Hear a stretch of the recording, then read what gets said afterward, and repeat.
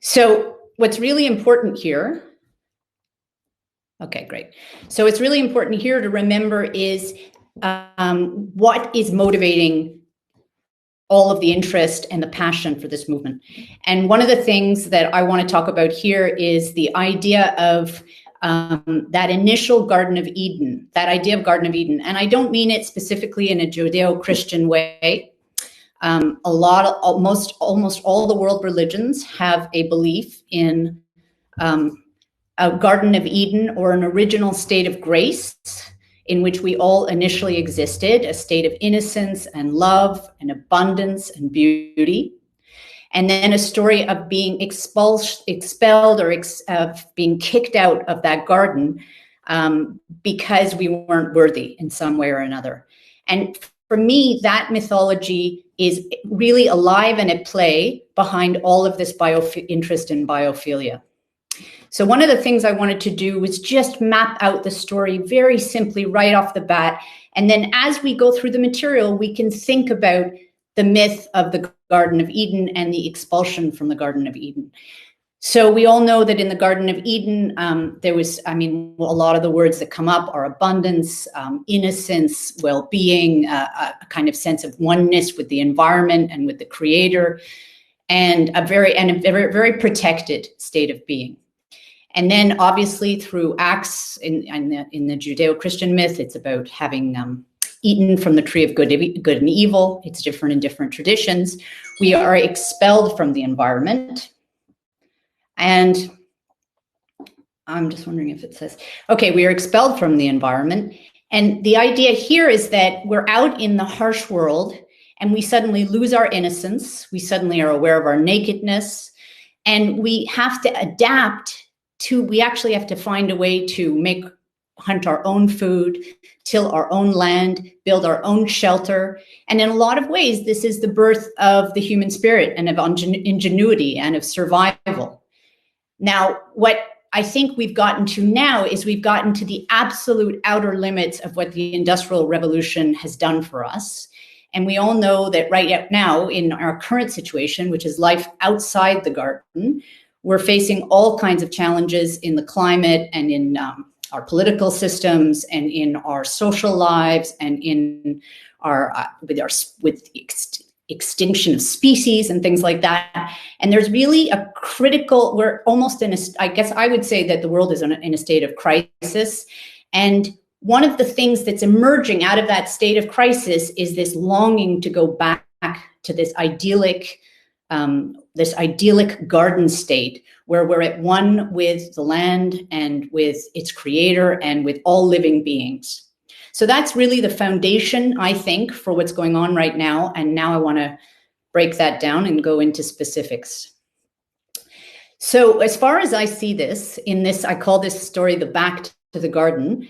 And in this graphic, basically, it's a constellation, because the way I see trends are different things that are happening in the culture. And when you group them all together, they make one story or one constellation. And in this story, we're going to be looking at something called the New Animism. We'll be looking at magic realism. We'll be looking at eco-warriors, and we'll end with biophilia, and we'll see how biophilia is built on the belief systems, on the worldviews of these other trends, or these other micro trends. Okay, so new animism. So animism, I think, if for anyone who's not familiar with it, it's normally seen as associated with very primitive cultures. It's a belief that everything around us is alive and that everything has a spirit or a soul, not just human beings. And that extends beyond plants and animals to rocks, to rainstorms, to rivers.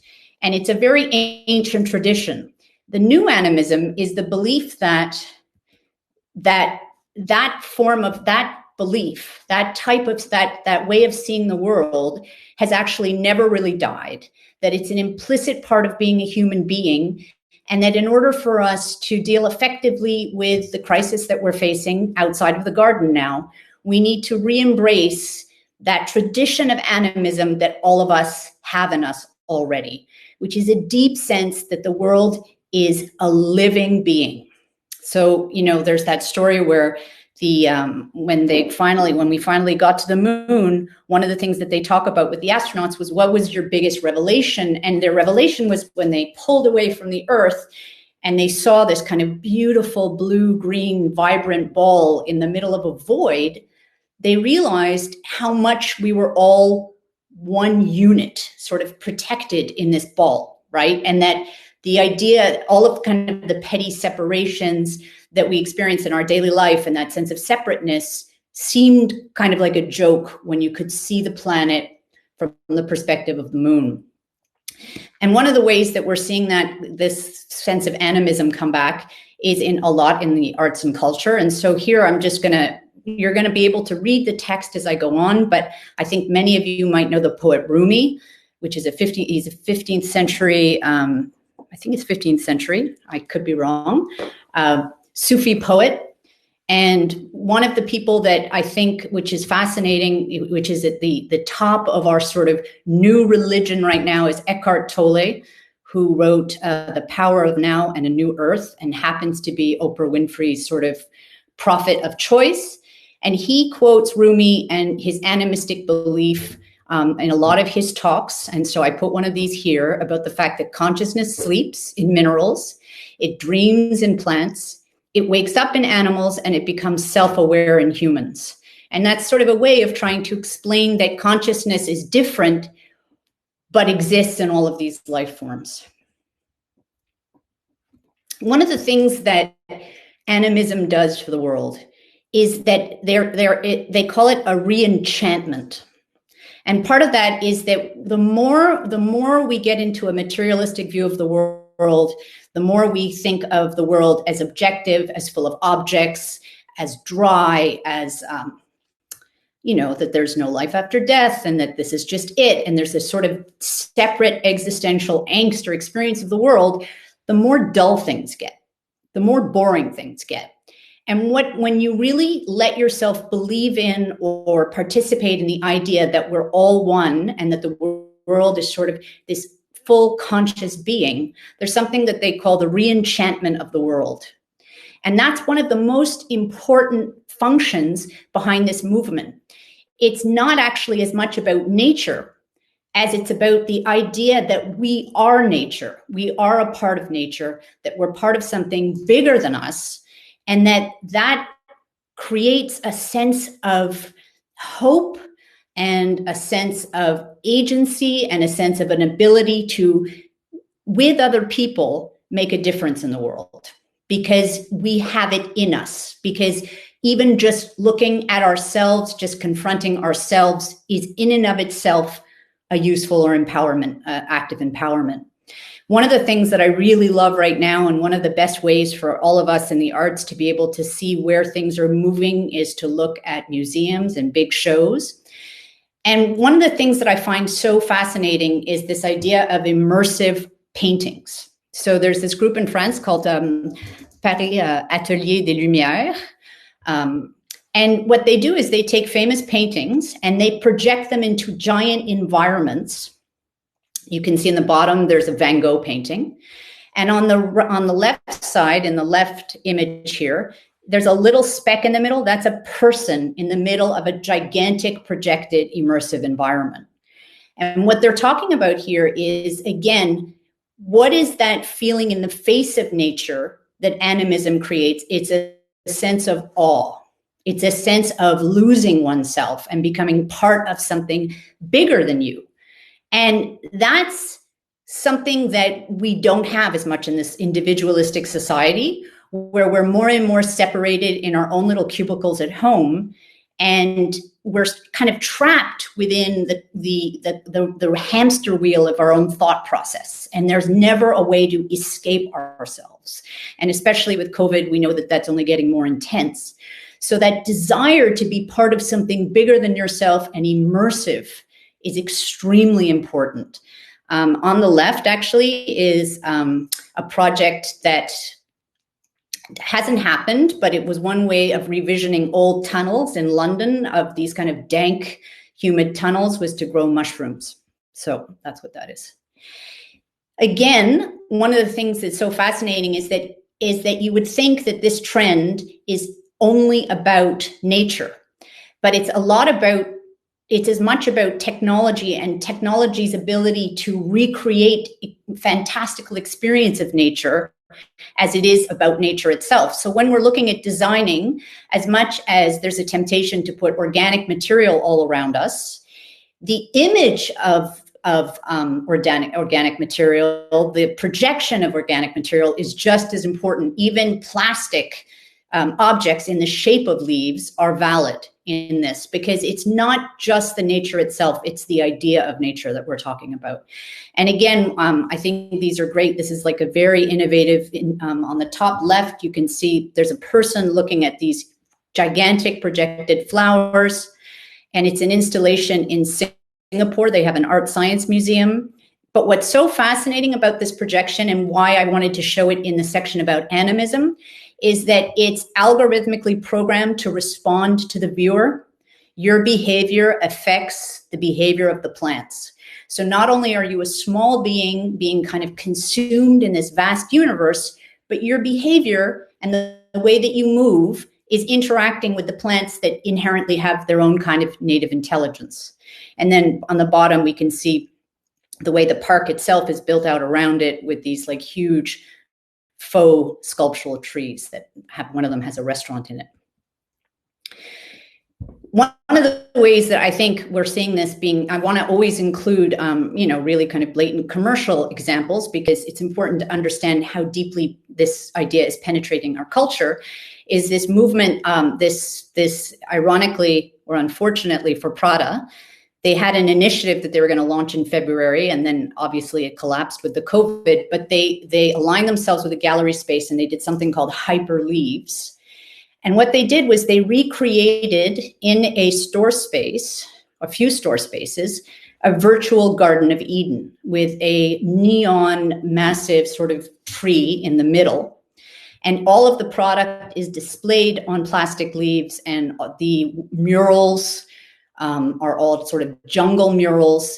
And what's fascinating about this project is, if you ask them why they did it because they wanted people to be able to come in off the street and have this kind of bucolic experience of losing themselves in a natural setting. And they didn't want it to be about shopping. They really wanted this to be a refuge. The other thing that I think is important to note is that the natural world, as we move into the digital age, and as cities grow, and as the natural world deteriorates, the natural world is obviously becoming a normal place for luxury. So when you can see abundance of species and biodiversity and layers of greens, it's becoming associated with wealth and luxury, because only a few of us really have access to that stuff. And I think the story I'm thinking of is actually the whole Instagram scandal, when J.Lo in particular was showing herself being sequestered in Miami in this gigantic kind of vast garden with a lake or a pond. And people were really offended because they're at home in their sort of small cramped apartments, while as a rich person gets to be in a natural environment and have all this space and still be quarantined. So it's something interesting to look at. One of the other things that's emerging, and I think you guys have been seeing this on the fashion runways and in design in particular, is a huge amount of pattern on pattern, and especially floral on floral on floral on floral. The thing that I find the most interesting is these artworks that are emerging with covered faces. And I think that a lot of those covered faces, especially this illustration, which I adore, is again about that person's identity or being subsumed in something greater than itself. So it's like another image, like the ones we saw of the installations, the digital installations, where a person's identity is sort of lost and given over to something greater than itself, something inherently natural. The other part of this that I think is really interesting is an embracing of hallucinogenics and plants in general, as we see marijuana getting, especially here in Canada, deregulated, And we're seeing a kind of embracing of the psychedelic experience as a way to heal depression, as a way to face death, as a way to face trauma. And that's something I won't go too deeply in here because we just don't have time, but that's something I would talk about more in my materials, is that nature and natural elements are not only beautiful to look at and not only amazing to be in, but if you ingest them, that old idea that you'll have access to deep spiritual truths is becoming popular again. And it's becoming less and less taboo. And here, one of the ways that we're seeing that is mushrooms, and we'll go into that even more, are becoming more and more elements of design and more elements of installation. And again, I love this one with the giant mushrooms coming down from the ceiling. This was in, I believe this was in Europe at a show. And again, I'll have to find that out. But what I love about this is how it's subverting reality, how it's kind of questioning the way you see the world. It's like she's already on a mushroom trip, let's say, and walking into that room. And again, we see some more of those immersive digital stories. And Alice in Wonderland is obviously one of those stories where there's a lot of references to hallucinogenics, and there's a sense that that was part of the trip. One of the things that, again, is talking about mushrooms and talking about their place in our culture. It's easy to see that the mushroom design is really taking off in architecture and in fashion. And there's also more and more in the upper left corner, you're going to see there's these psychedelic retreats. And what I want to tell you about this psychedelic retreat is where it says, experience legal retreat option, blah, blah, blah, is that the person who is selling this retreat is Gwyneth Paltrow. So for you to understand to what degree it's now entering the social milieu. The idea, again, about mushrooms and how they grow is that they cover everything, and they're a fungus. They grow out, they grow on top of everything, they consume everything. So again, it's that idea of being part of something bigger than yourself and of getting lost or given over into something of yourself. And that sense of entering that magic world. I know that Michael Pollan wrote To Change Your Mind, How to Change Your Mind, which was his investigation of hallucinogenics. And that, was on the top of the New York Times bestseller list for many months. So again, those ideas penetrating nature. One of the things that I think is important is seeing people wearing the same clothing as the room they're in and sort of being camouflaged. And again, in a lot of the design elements, what's really important with all of these, lighting and things like that is that it's becoming less and less contained, less and less symmetrical, and much more whimsical. And I think they're quite beautiful, but we'll go in more to that as we go along. So one of the things that I think is so interesting about the idea of animism for designers in particular is the people that study animism and, in religious and philosophical circles are now kind of influencing designers, because one of the things about animism is that everything's alive, including what you create. And there used to be this tradition of people that would make things by hand. And what made it magical was not that it was made by hand, which is, I think, what we all think of now, because those are the sort of the buzzwords. What makes it magical is that the person who's making it is infusing their own essence, their own life energy into the object. And so when someone would get that object from the maker, they would feel they were getting a part of that person. And one of the things that was lost in the industrialization and this idea of copies and machines being made was this idea that the object itself had that magical essence of the creator and had its own energy. And that as we turn back to the idea of making things by hand, and as that becomes more and more popular, we are unwittingly reintroducing animistic beliefs again. So I think that's a fascinating idea, and that comes from a design think tank in Germany.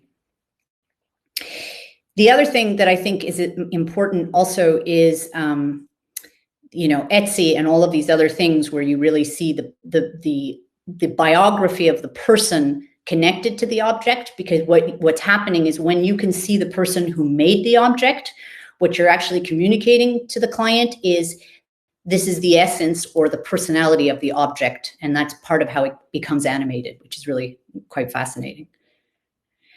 Oprah Winfrey, again, as I was saying, is one of the biggest proponents of this way of thinking.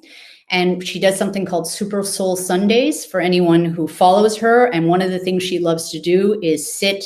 She has a garden with, I think, a circle of oak trees that she sees as almost as guides, almost as ancestors. And she often wants to have those spiritual conversations in the middle of these oak trees.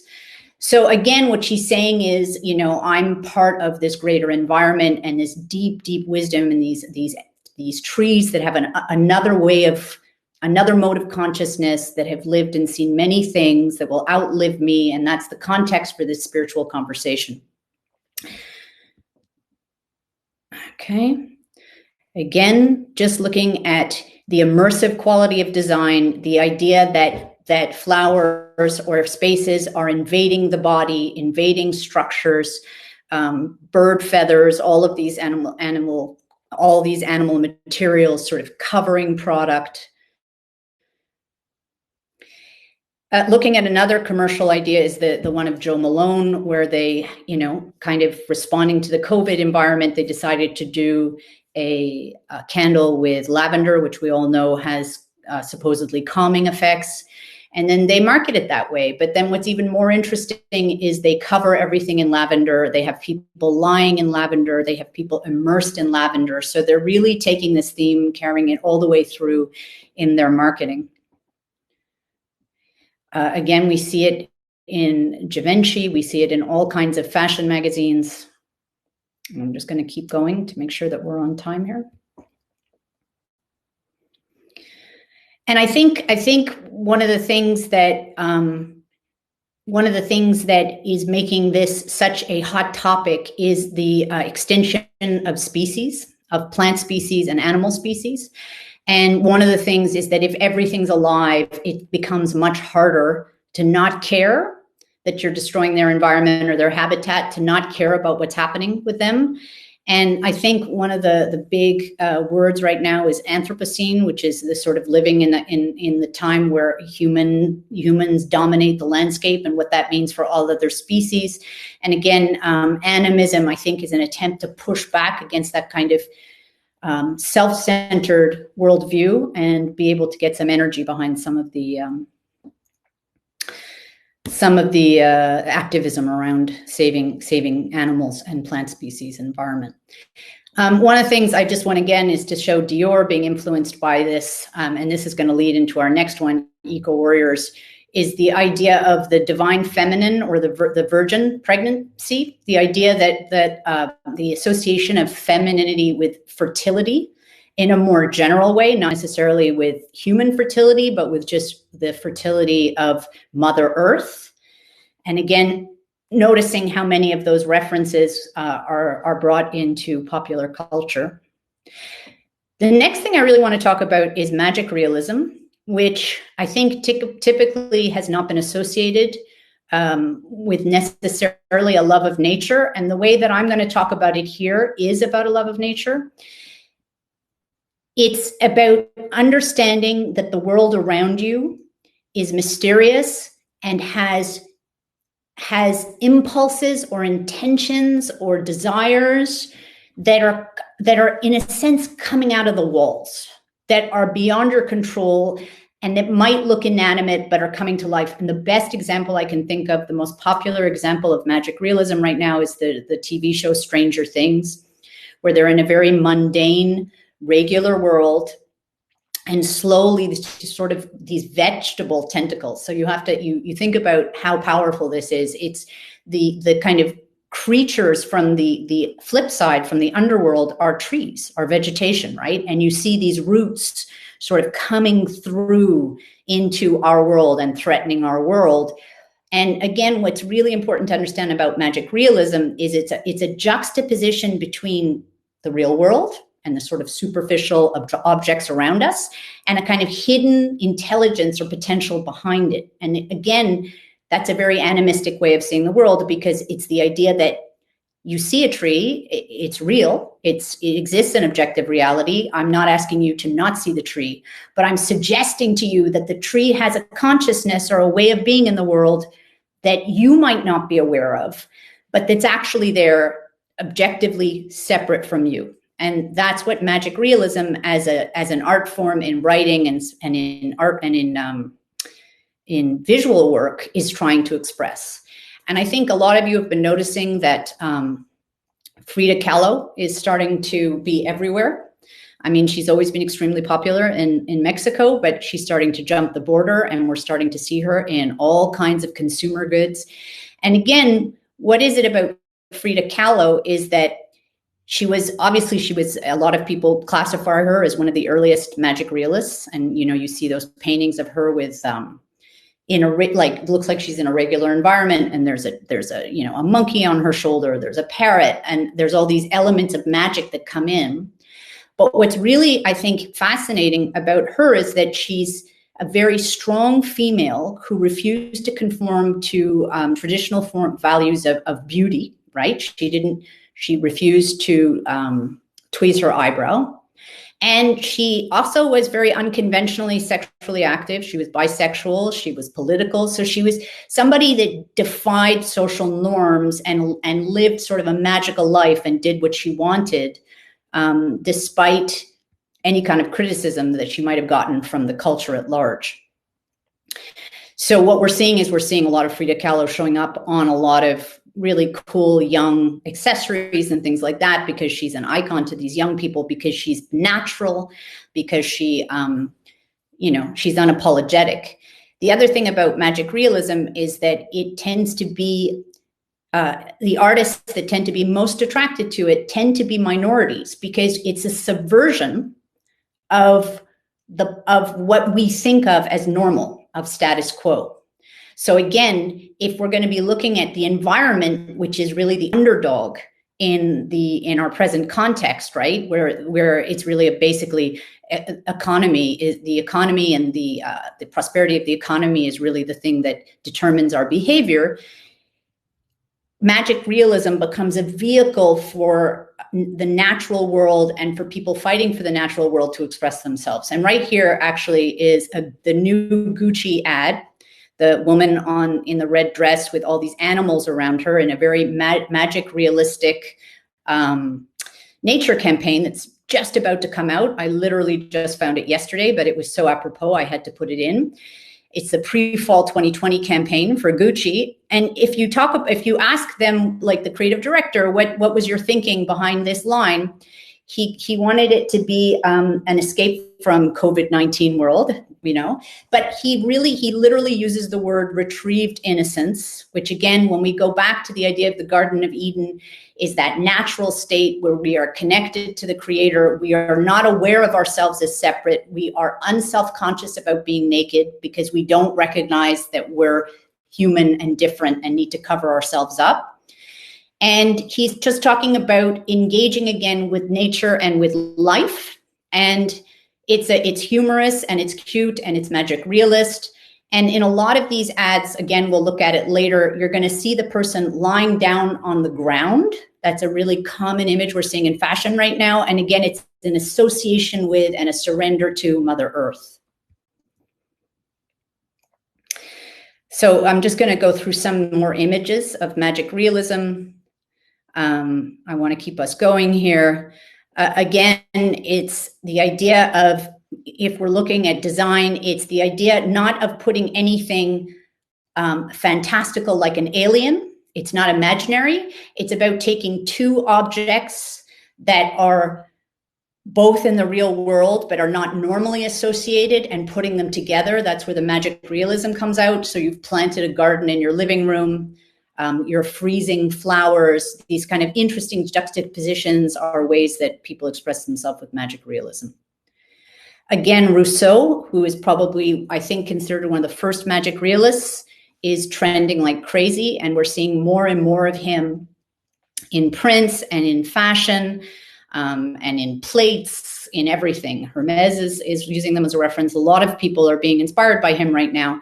And one of the things that's so amazing about his paintings that I consider inherently animistic is that, first of all, they're very primitive because he wasn't trained as an artist, but they're also on a flat plane.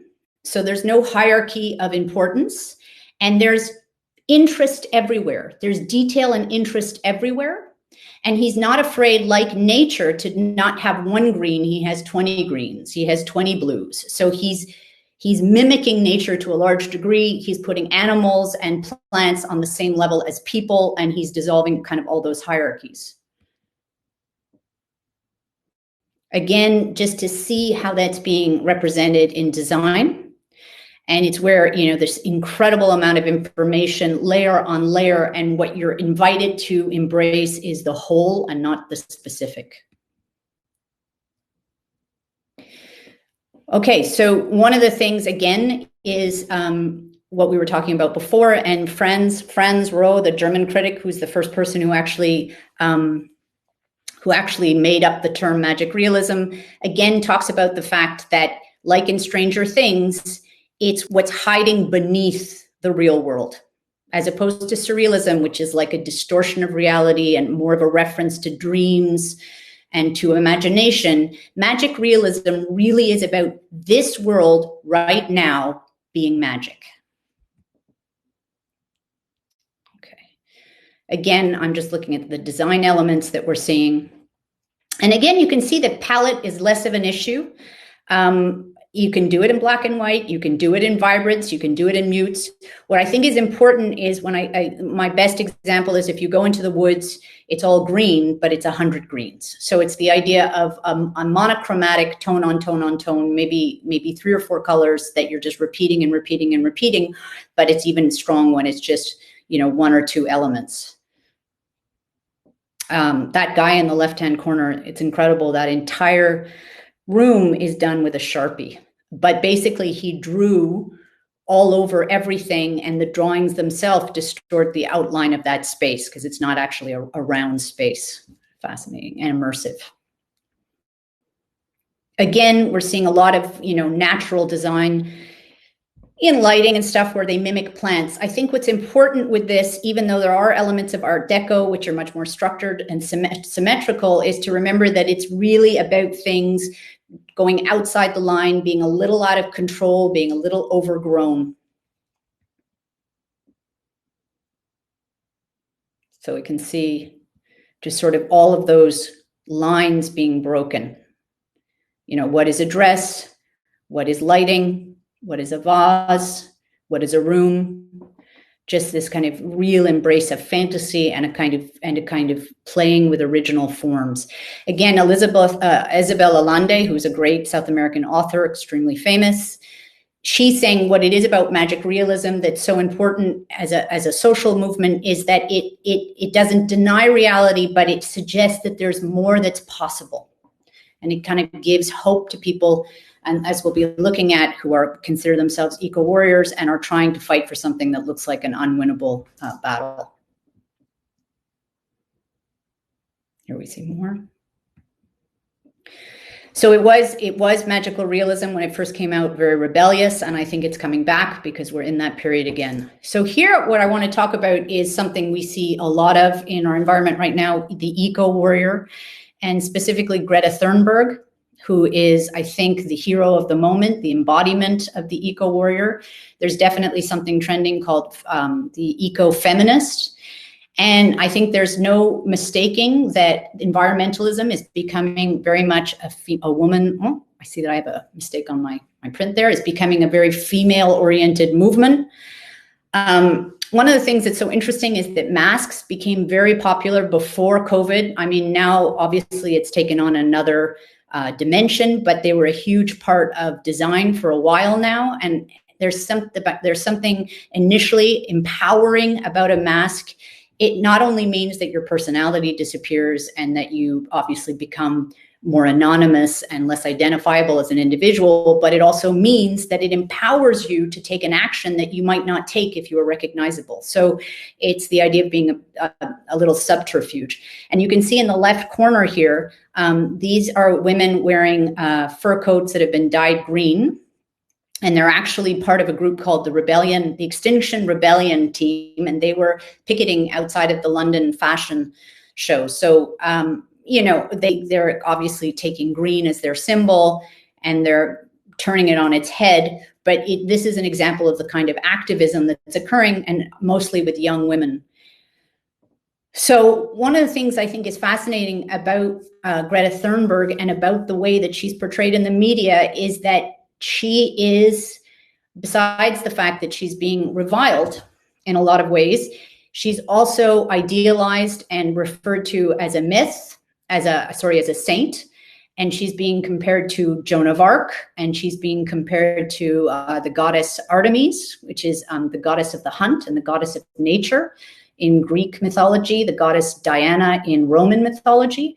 So these associations, number one, are telling you that people see her fight as a holy war, as a war with meaning. They also see it as inherently feminine and a young woman. And one of the reasons that I want to explore that I think that is if you look at the idea of Artemis, the goddess of nature, is that she was a virgin and she was not married. And one of the reasons that that's important is it goes back to what we were looking at with the Botticelli painting of fertility not being necessarily about sex, but about some kind of inherent quality of nature that women embody, that we are fertile. But also that she is a virgin because she is free. She is not encumbered by being a wife or a mother. She can speak her mind. There's a purity to her truth.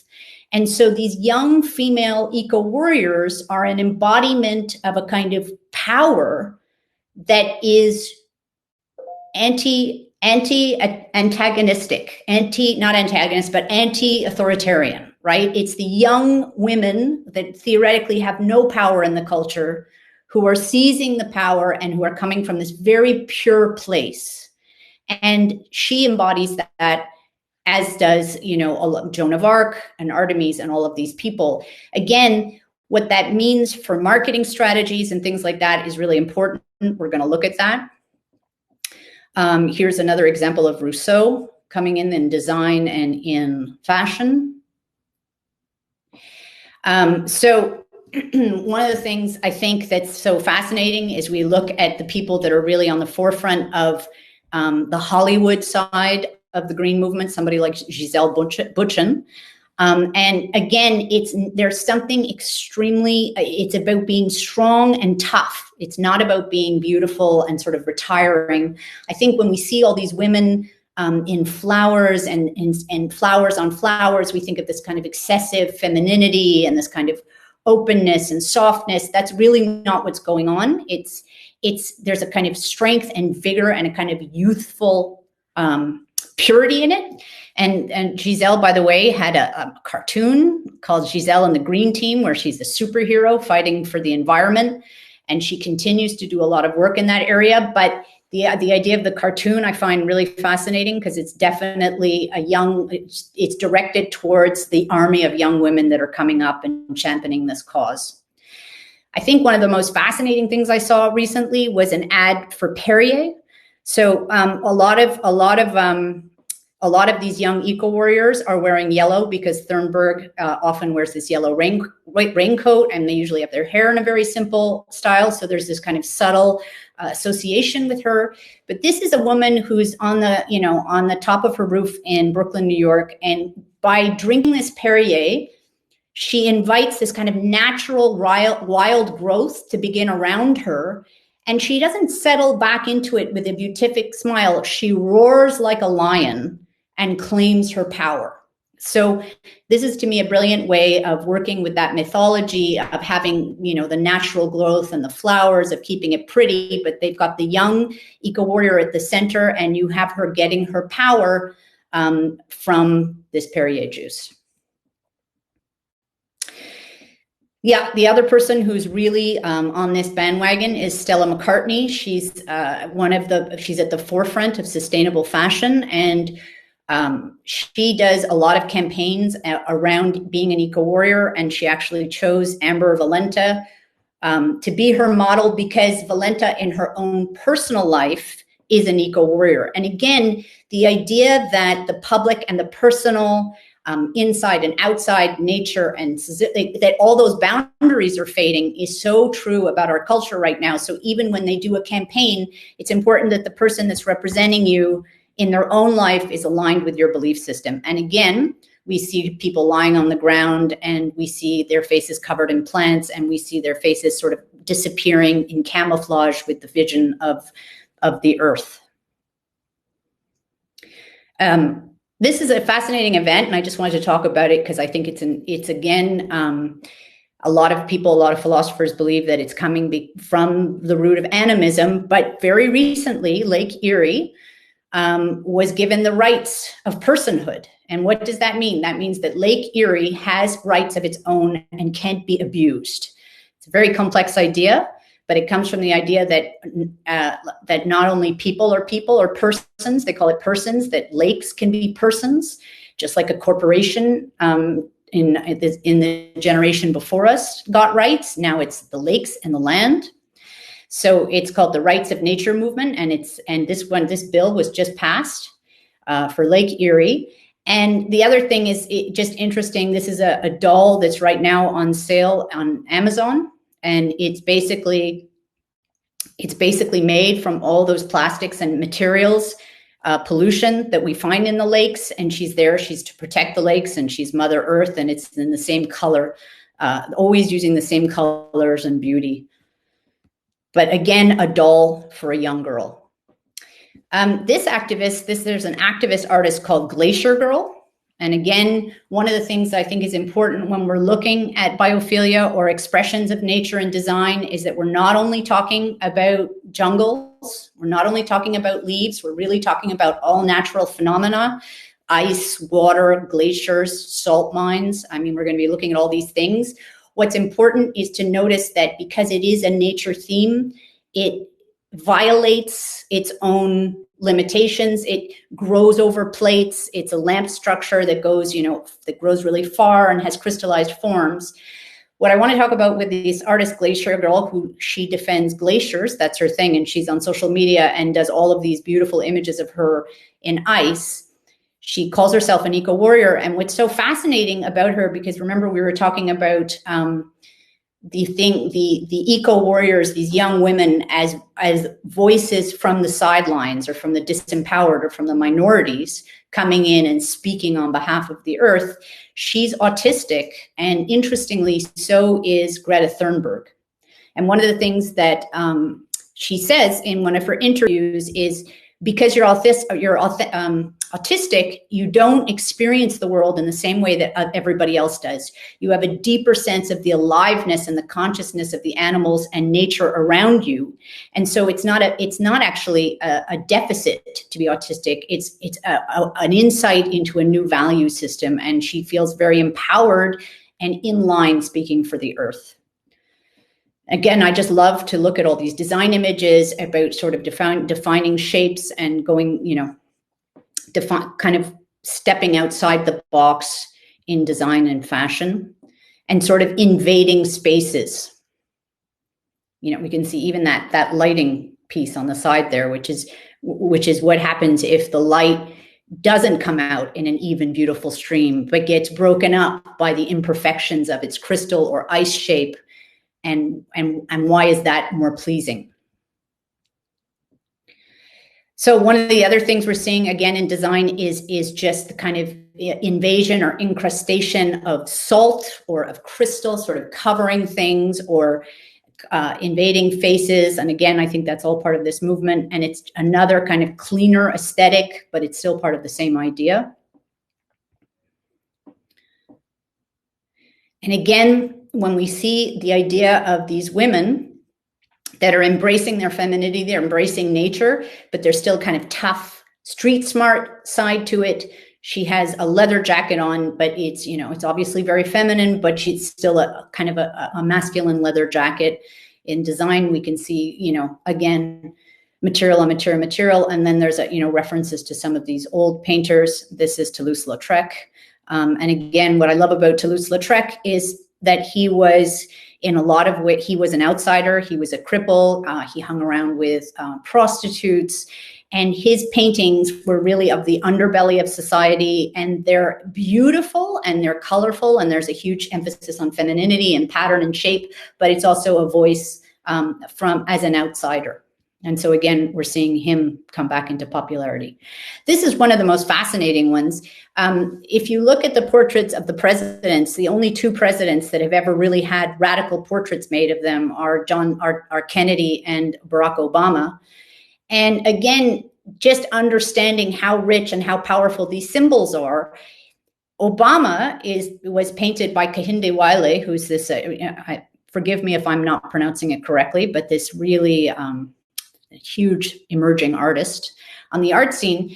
And one of the reasons that he chose to paint Obama, number one, in this incredibly unusual portrait, because he's obviously a radical departure from what we normally consider a presidential material, purely not because he's not brilliant, but just because of how closed our society has been, is that he lived, he's lived all over the world. He lived in Hawaii, Indonesia. And one of the things he decided to do was to take the flowers that symbolize all the different parts of his life and use those as a symbol of kind of everything that comes together to make him who he is.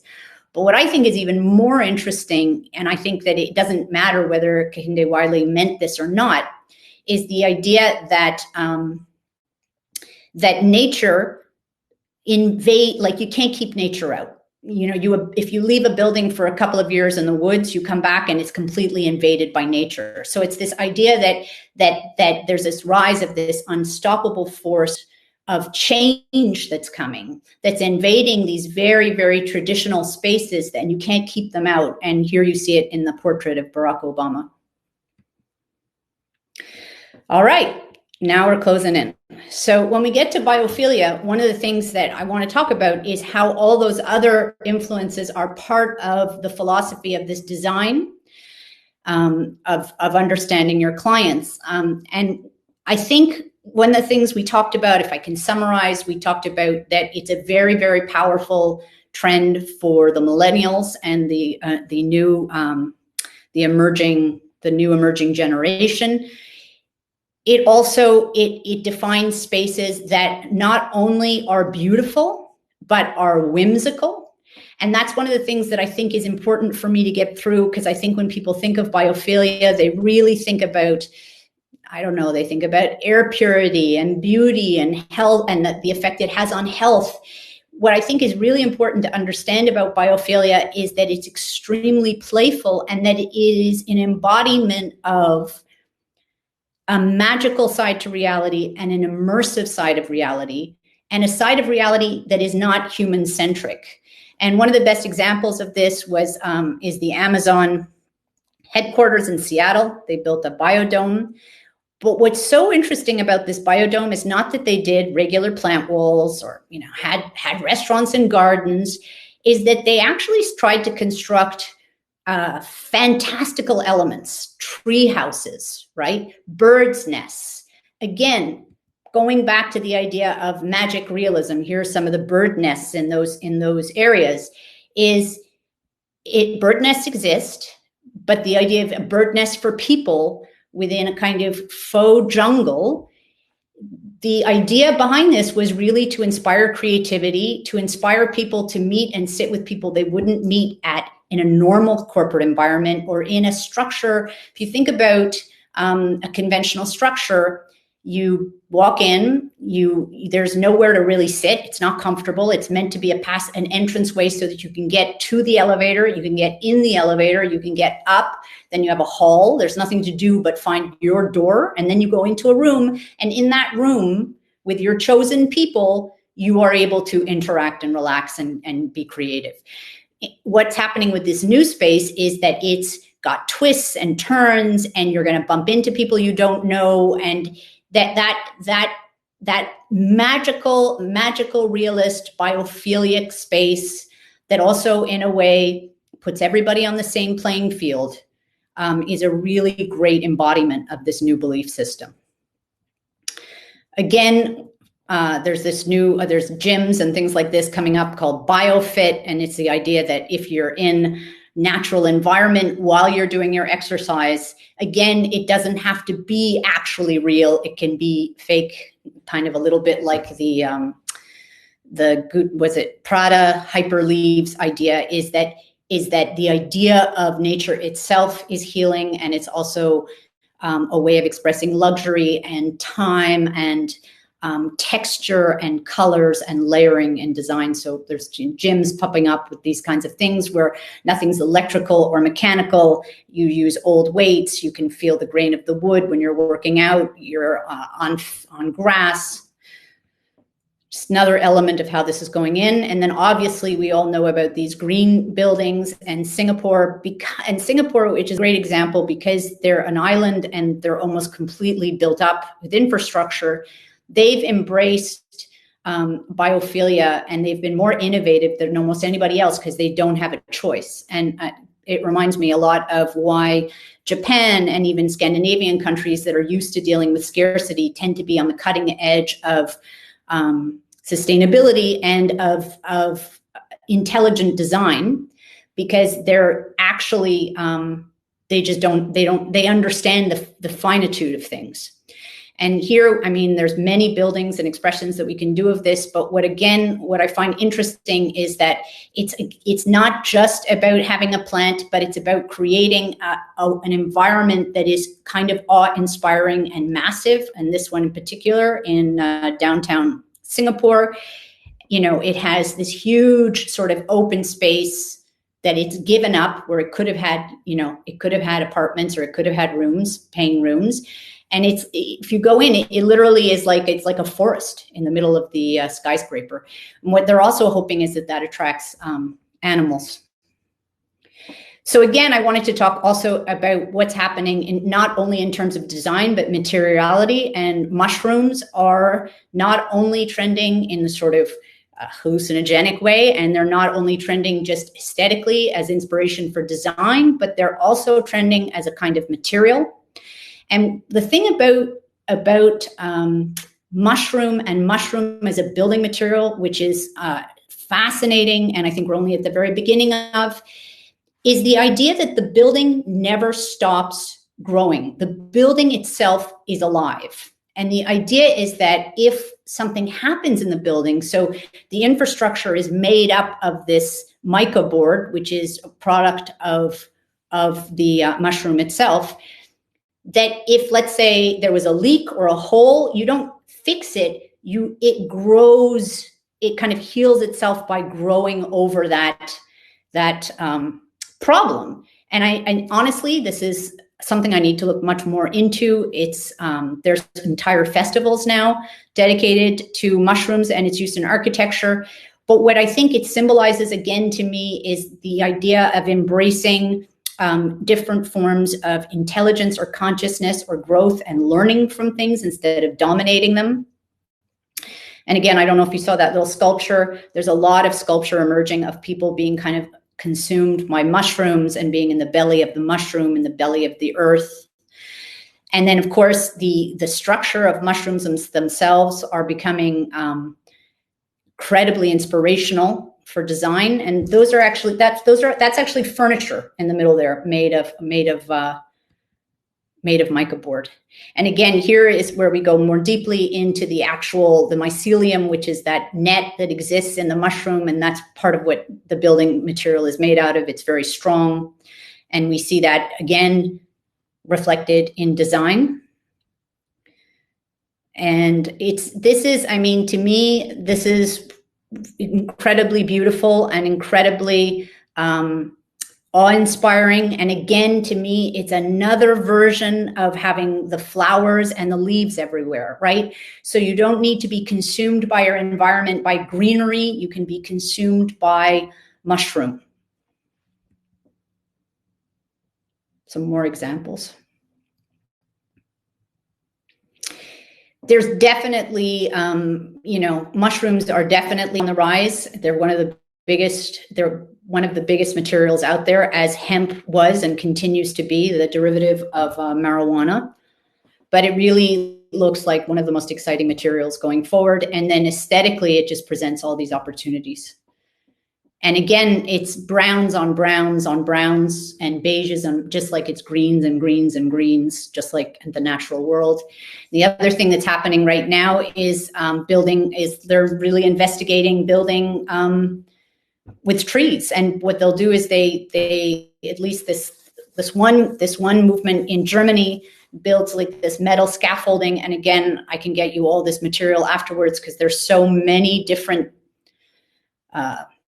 architects and thinkers and innovators in this field that you probably would want to research on your own. But they basically are building, let's see if I have it. It's just more inspiration here. They're basically building a metal scaffold and growing the trees around it, and then they withdraw the metal scaffolding, and the tree remains the structure itself. And it's called, again, I forgive my pronunciation, bobotanic, and it's a kind of fusion between the tree shaping that's always existed in our culture as one of the art forms. You can think of bonsai trees with sort of basic principles of design. But the important thing here is that the building never stops growing. It never becomes inert. So it's a kind of paradigm shift in how we see design. Water, also a huge element in biophilic design. And again, anything that's related to what happens in water. And I was saying before that crystallization, and the idea of being covered in, if you've been submerged in salt water, you build up crystallization. So again, the artist's always innovating. On the right side, that's a dress that was once a black dress that was left in the Dead Sea in Israel. And that's just accumulated salt. But it's that idea of things over time evolving these kind of beautiful organic structures. And it's just really stunning. And again, this is another building in Singapore. And again, wanting to emphasize that it's about beauty and that it's about fantasy as much as it's about organic and sustainability. Here we go. And I think that's it. So I think we'll open it up to questions. And I think, Ryan, you're going to join me again. Is that possible? Yeah. Hi, everybody. So I'm waiting for Ryan was going to join me at the end. Can you see me? Yes, I can see you. Great. So that was phenomenal. You've been getting some great feedback in the chat. We'll get some great feedback, I'm sure, as well. You get to 30 minutes just as planned. All right, that was a joke. You went over an hour. It was incredible. A lot of in everybody. No, don't do it, because people could, of course, log out, and then they're going to get the video later, and then they could watch the rest later if they needed to. Yes. So that was phenomenal. Yeah. It's truly inspiring for designers. What an incredible resource. I saw there were some questions, but I don't think we need to get into them. There wasn't. I felt like you answered some. Went along. I feel like we should wrap it up. Maybe you could kind of mention Messy Data, how to connect with you. Yeah, and I just want to say that one of the things that, like, I see these webinars really just as inspirations, as points of departure and points of discussion. And my real pleasure is just opening people's minds and sort of pointing the way to other thinkers, so that if they wanted to continue the discussion, or they want more of the actual application, they can just contact me directly, and we go more into the nuts and bolts. But the webinars for me are really just about looking at the bigger picture and feeling excited about the world of design. Amazing. Well, Alem at messydata.com, messydata.com.